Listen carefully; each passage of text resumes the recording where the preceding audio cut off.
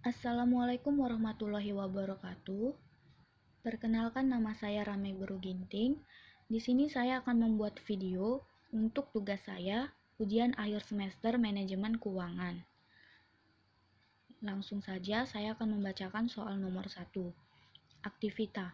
Kas sama dengan Rp2.100.000, efek Rp1.250.000, piutang dagang sama dengan Rp750.250, persediaan barang Rp815.700, mesin 7 juta, depresiasi 700.000, bangunan 8 juta, depresiasi 800.000, tanah 5 juta, dan jika dijumlahkan maka hasilnya adalah Rp23.415.950. Kewajiban dan ekuitas. Hutang awal Rp1.050.000, hutang dagang Rp3.200.000, hutang pajak Rp960.000, obligasi 7% 3 juta, hipotek 8%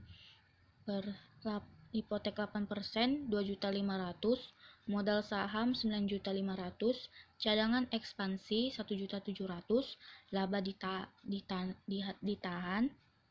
Rp1.505.950, dan jika dijumlahkan hasilnya Rp23.415.950. Data tambahan 2018. Penjualan neto Rp35.500.000. Harga pokok penjualannya menjadi Rp12.500.000. Biaya penjualan dan administrasi Rp1.500.000. Pajak perseroan 35%. Yang diminta berdasarkan konsep fungsional, hitunglah modal kerja, 1 modal kerja, 2 bukan modal kerja, 3 modal kerja potensial, 4 hitunglah rentabilitas modal sendiri, 5 jelaskan dengan perhitungan apakah perusahaan memenuhi aturan struktur finansial konservatif yang A vertikal, B horizontal. Nah, di sini saya akan menjawab jawaban nomor 1, yaitu perhitungan mencari laba. Penjualan neto Rp35.500.000, harga pokok penjualan Rp12.500.000, laba kotor atas penjualan 23 juta, biaya operasi, biaya penjualan dan administrasinya Rp1.500.000, depresi mesin 700.000, depresi bangunan 800.000, jumlah biaya operasi menjadi 3 juta, laba usaha 20 juta. Bunga modal asing. Obligasi 7% dikali 3 juta sama dengan 210.000, hipotek 8% dikali 2.500.000 menjadi 200.000, jumlah barang modal asing 410.000, laba sebelum pajak Rp19.590.000, pajak perseroan 35%, Rp6.856.500, laba setelah pajak Rp12.733.500, operasi profit margin. Laba usaha dibagi jumlah penjualan dikali 100%. Hasilnya 20 juta dibagi 35.500 dikali 100% sama dengan 0,56%. Modal kerja. Kas 2.100.000, piutang dagang 100% dikurang 0,56% dikali 750.250 sama dengan Rp746.048. Persediaan barang Rp815.700, depresi mesin 700.000, depresi bangunan 800.000, jumlah modal kerjanya yaitu Rp5.161.748. 2. Bukan modal kerja. Mesin 7 juta, bangunan 8 juta, tanah 5 juta, jumlah bukan modal kerja menjadi 20 juta. Modal kerja potensial, keuntungan 0,56% pada piutang dagangnya Rp4.201.000, efek Rp1.250.000, jumlah modal kerja potensial Rp1.254.201. 4. Rentabilitas modal sendiri. Laba setelah pajak dibagi modal sendiri dikali 100%. Jawabannya Rp12.733.500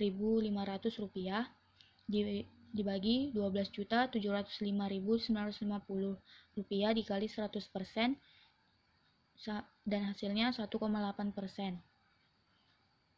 Yang kelima, A. Struktur finansial konservatif yang vertikal. Rasionya modal sendiri banding modal asing yaitu Rp12.705.950 dibanding Rp10.710.000 menjadi 1:11,8. Modal asing lebih kecil dari modal sendiri. Jadi perusahaan menganut aturan struktur finansial konservatif yang vertikal. Yang B, struktur finansial konservatif yang horizontal. Rasio modal sendiri bagi aktiva tetap tambah persediaan bersih menjadi 5.650.000 banding 6.500.000. Hasilnya 1:1,15. Modal sendiri lebih kecil dari aktiva tetap. Jadi perusahaan tidak menganut aturan struktur finansial konservatif horizontal karena seharusnya jumlah modal sendiri harus besar dari jumlah aktiva tetap. Untuk soal nomor 4, perusahaan pengangkutan DND mengambil satu keputusan, mengorganisir kendaraan baru dengan medan Batam. Untuk merealisasikan rencana tersebut, dibuatlah rencana finansialnya sebagai berikut. Keperluan modal sebesar Rp1.450.000 dan 3 alternatif pembelanjaan yang akan ditempuh sebagai berikut. A1. Dipenuhi dengan mengeluarkan saham biasa sebanyak 100.000 lembar dengan Rp14.500. 2. Mempertimbangkan masukan hutang dalam struktur modalnya 50% dari keperluan modal dipenuhi dengan mengeluarkan obligasi hutang dengan tingkat bunga 10%. Ketiga, 30% modal dipenuhi dengan mengeluarkan saham biasa, sisanya dipenuhi dengan obligasi. Diminta 1. Apabila perusahaan memperoleh EBIT, earning before and taxes sebesar 400 juta dengan tax rate sebesar 40%. Berapa pendapatan per saham atau EPS dari ketiga alternatif pembelanjaan tersebut? Kedua, hitung pula dari masing-masing alternatif tersebut. A. RORTC, B. ROREC. Ketiga, alternatif mana yang menghasilkan EPS dan return yang paling tinggi? Keempat, tentukan break-even financial leverage. Untuk jawaban nomor 4, di sini saya akan membacakannya. Alternatif yang pertama, alternatif 1, hutang 0%, saham 100%, dipenuhinya 100.000 lembar saham dengan 14.500, 10% obligasi. Dan jika dijumlah itu 0. Untuk alternatif kedua, hutang 50%, saham 50%, dipenuhi 50.000 lembar saham dengan 14.500, 10% obligasi, dan untuk itu maka mendapatkan hasil 725 juta. 725 juta didapat dari 50 lembar saham dikali 14.500 dan dihasilkan 725 juta. Alternatif yang ketiga, hutang 70%, saham 30%, dipenuhi 30.000 lembar saham dengan 14.500 dengan 10% obligasi dan hasilnya menjadi 435 juta. 435 juta didapat dari 30 lembar saham dikali 14.500. Untuk EBIT Untuk EBIT alternatif 1 400 juta. Begitu juga alternatif 2 dan juga alternatif 3. Hasilnya sama 400 juta. Interest 10%. Interest alternatif 1 0. Interest alternatif 2 72.500. Interest dapatnya 72.500 dari 10% dikali dengan 725 juta dari alternatif 2. 10% dikali 725 juta dan hasilnya 72.500. Dan untuk alternatif yang ketiga, interest 10% dikali 435 juta dan hasilnya 43.500. EBT alternatif satunya 400 juta. Karena yang dari EBIT 400 juta dan dikurang 0 itu hasilnya tetap 400 juta. Alternatif yang kedua EBT-nya 327.500 itu didapatkan hasilnya dari 400 juta dikurang dengan 72.500. Dan EBT alternatif 3 356.500 itu didapat dari pengurangan 400 juta dikurang 43.500. Hasilnya 356.500. Tax rate 40%. 40% ini sudah ditentukan dari soalnya. Tax rate 40%, alternatif 1 160 juta. Itu didapat dari 40% dikali 400 juta. Tax rate 40%, alternatif yang kedua 131 juta. Itu didapat dari 40% dikali EBT alternatif 2 yaitu 327.500 dan hasilnya 131 juta. Tax rate 40%, alternatif ketiga dikali 356.500 dan hasilnya 142.600. Untuk IT atau net income itu didapat dari alternatif 1 didapat dari 400 juta dikurang 160 juta, maka hasilnya 240 juta. Alternatif yang kedua net income-nya 196.500. Alternatif yang ketiga 213.900.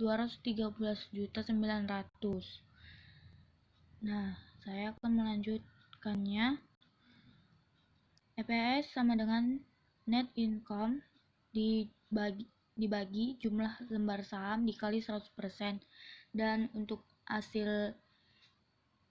hasilnya alternatif yang pertama yaitu 2.400, alternatif yang ketiga yaitu 3.930 dan alternatif yang ketiga yaitu 700.130.000 rupiah. Ini didapat dari net income. Yang alternatif pertama kan 240 juta. Nah, dibagi jumlah lembar saham yang alternatif yang pertama. Jumlah alternatif yang pertama net income-nya 240 juta dibagi jumlah lembar saham yaitu 100.000.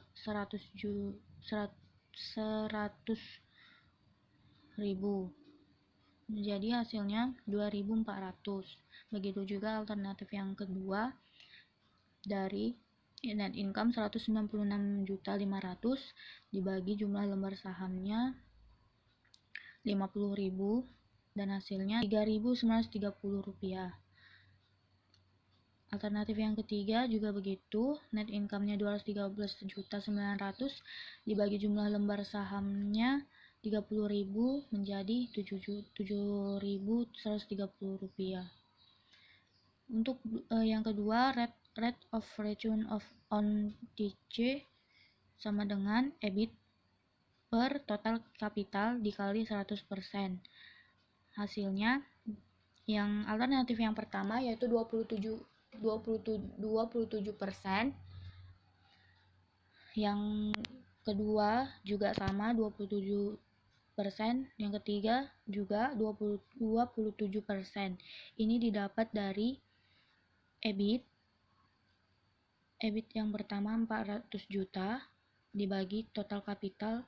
Total kapital didapat dari soal kita 1.450.000.000. Nah, hasilnya sama, ketiganya menjadi 27%. Yang A-nya rate of return on EC sama dengan net income per equity capital dikali 100%. Yang alternatif yang pertama hasilnya 16%,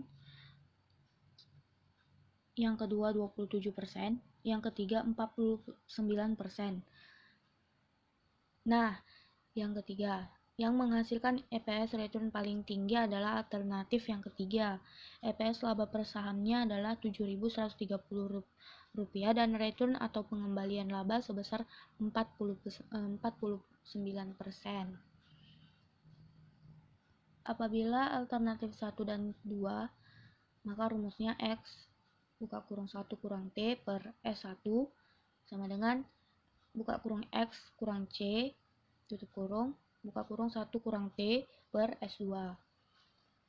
X buka kurung 1 kurang 0,4 buka kurung 1 kurang 0,4 per S1 100.000 sama dengan X dikurang 72.500 dikali 1 kurang 0,4 per 50.000. Dan hasil dari itu yang X1 kurang 0,4 hasilnya 0,6X per 100.000 sama dengan 0,6X dikurang 43.500. 43.500 ini didapat dari 72.500 dikali 0,6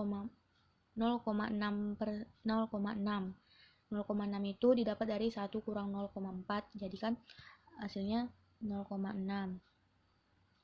Yang didapat 0,6x itu berasal dari x dikali 0,6 dari hasil 1 yang dikurangkan dari 1 kurang 0,4. Nah, selanjutnya yaitu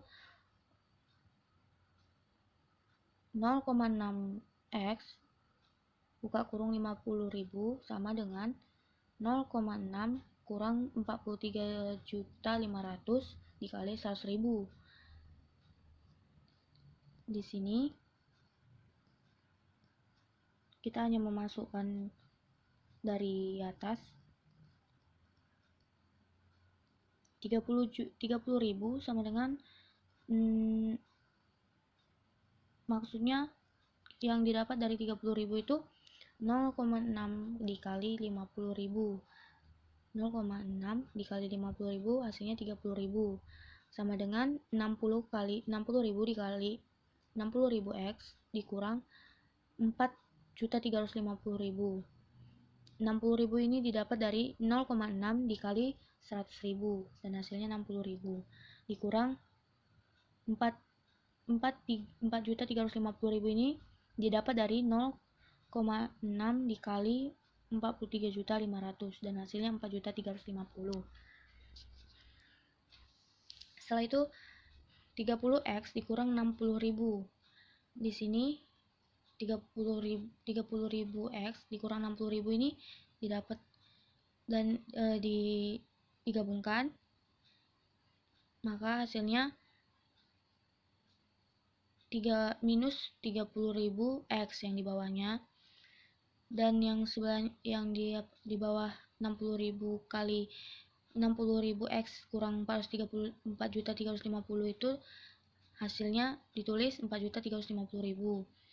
Maka X sama dengan 4.350.000 dibagi minus minus 30.000 dan hasilnya X sama dengan 145.000.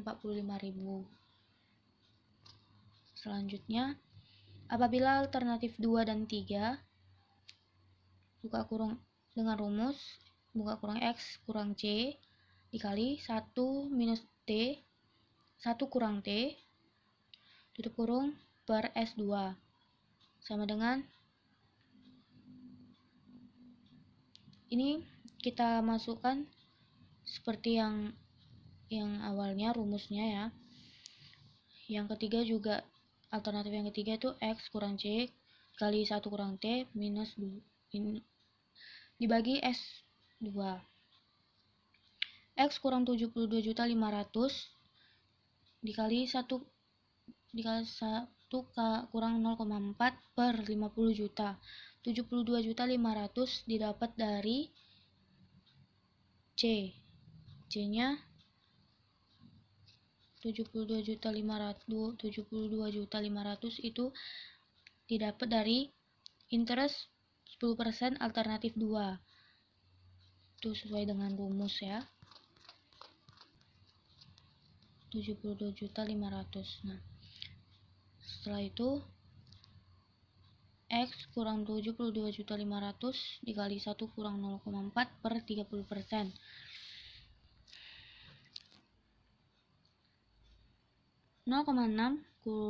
X kurang 43.500 per 50.000. Setelah itu 0,6 X 43.500 itu didapat dari 72.500 dikali dengan 0,6%. Maka hasilnya 43.500. Sama halnya dengan yang alternatif yang ketiga 0,6 X kurang 26.100.000 rupiah itu 26.100.000 rupiah itu didapat dari 72.500 dikali 0,6. Setelah itu 30.000 dikali 0,6 X 0,6 dikali 40 X dikali 43.500. Maka yang sebelumnya 50 juta dikali 0,6 X kurang 26.100. 18 juta X 18.000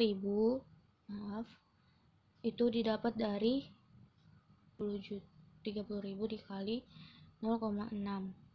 Maka hasilnya 18.000 dikali 1.305.055 itu didapat dari 0,6 dikali 30.000 dikali 43.500 dan hasilnya 15.000 X dikurang 30.000 X sama hasilnya jadi minus 15.000 X. Untuk 783.000 itu didapat dari yang di atasnya ditaruh di ke bawah itu 783 miliar dikurang 1.305.000 rupiah itu didapat dari yang alternatif yang pertama, yang kedua itu dikurang. Jadi hasilnya minus 781.695.000 itu dibagi 15. Dan hasilnya yaitu X sama dengan 52.113.000.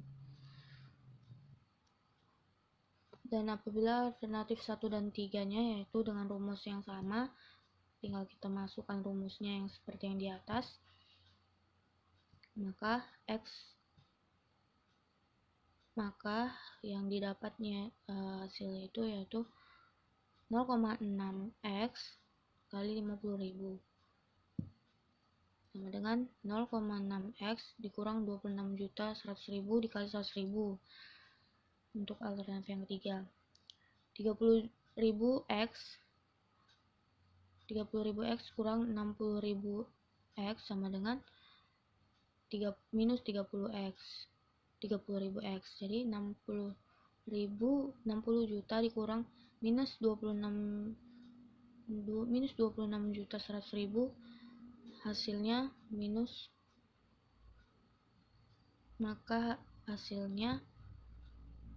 30x sama dengan minus 26 juta 100 dibagi 30. 30 itu dari alternatif yang pertama. Jadi X-nya sama dengan minus 26.100.000 dibagi 30.000. 30.000 itu didapat dari alternatif yang pertama. Jadi X sama dengan 870.000. Demikianlah yang dapat saya sampaikan. Lebih dan kurangnya saya mohon maaf, karena saya juga masih belajar. Jadi jika ada kesalahan, saya mohon maaf sebesar-besarnya. Wabillahi taufiq wal hidayah. Wassalamualaikum warahmatullahi wabarakatuh.